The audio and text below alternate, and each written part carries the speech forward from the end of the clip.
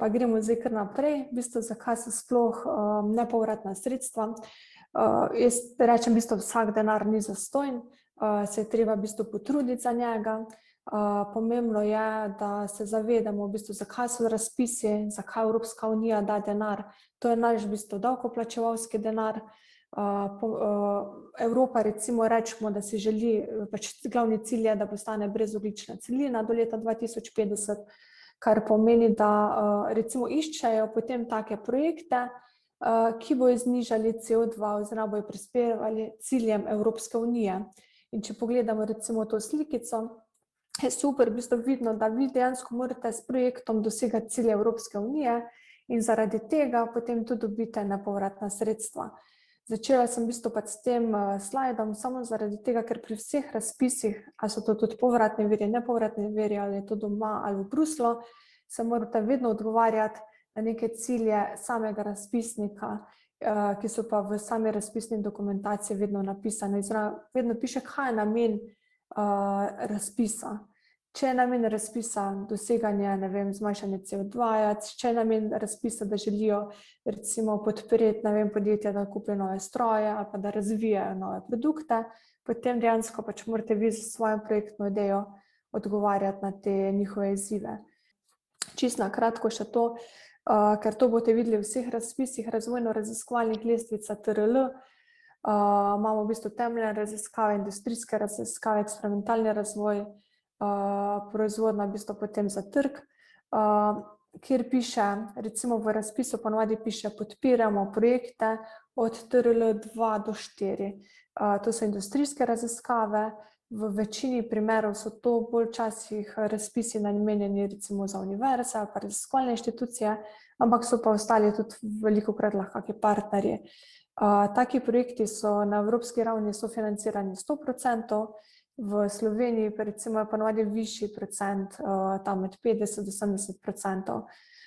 Kadar imamo pa eksperimentalni razvoj, to pomeni, da imamo od TRL 5 pomeni, da imate že prototip, pa do 8, da imate neki končni produkt.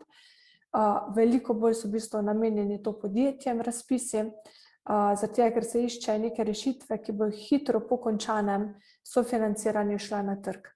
Tako da tule v Evropski uniji, v bistvu v Bruslu direktno so to v okviru Horizon projektu so sofinancirani med 70%, pri nas pa med 25 do 45%, pač odvisno od velikosti v bistvu organizacije oziroma podjetja. Dajte si tudi malo pač, to vam je lahko neko vodilo pri vseh nadaljnjih razpisih. Sama ideja, jaz vedno rečem, pač v bistvu naj izhaja iz nekih strateških ciljev organizacije. To pomeni, da ne prijavljate, recimo najslabše, kar se lahko zgodi, je, da vidite nek razpis, pa rečete, ok, jaz bom pa zdaj prijavil kar nekaj sem za to, da bom pač dobil nek denar.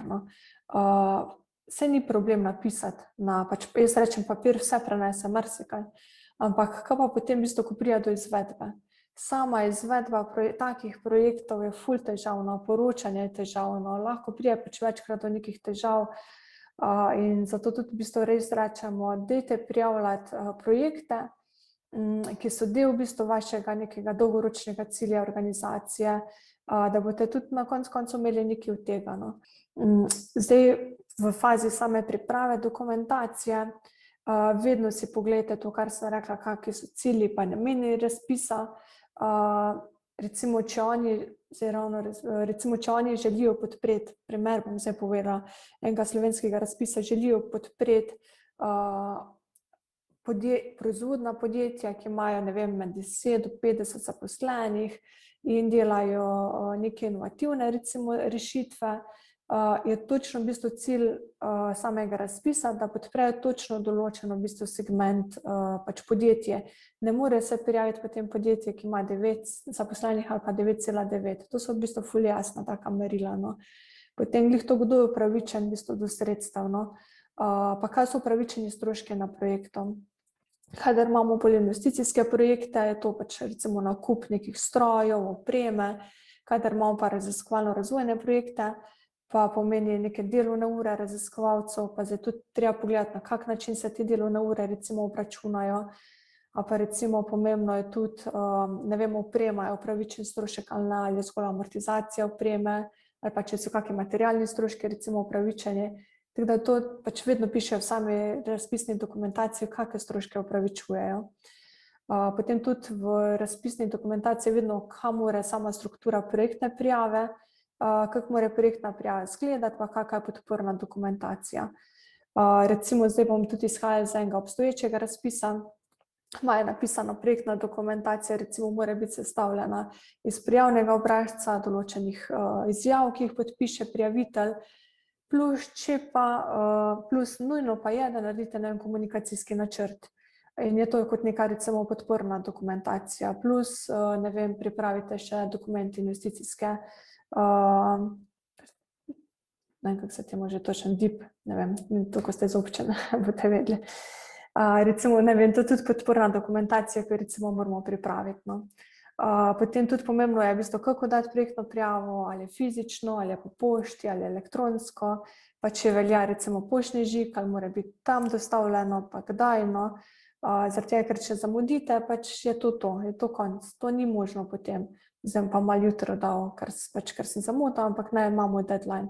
Pa kakšni so kriteriji ocenjevanja, vedno v bistvu izhajate iz tega, no, točno, kaj si razpisnik želi. Zdaj mogoče čisto tudi v Sloveniji, vedno več je prijavljenih na razpise, kolikor je sredstev. To pomeni, da poglejte kriterije ocenjevanja vnaprej, preden se lotite, ker če nimate vse tam 80 ali pa že 90 točk, recimo na enih razpisih celo 100 točk morate imeti, da sploh dobite financiranje, se ne splača prijavljati, no, res, ker je povpraševanje po v bistvu teh nepovratnih sredstvih, tudi recimo primer zdaj po kreditih, ko ima Slovenski podjetniški sklad, brezobrestne kredite 100.000 evrov, je bilo čez 2000 prijav denarja, pa recimo nekje bilo za 1000 vlog, no, tako malo za občutek, da je res v bistvu veliko povpraševanja po različnih sredstvih.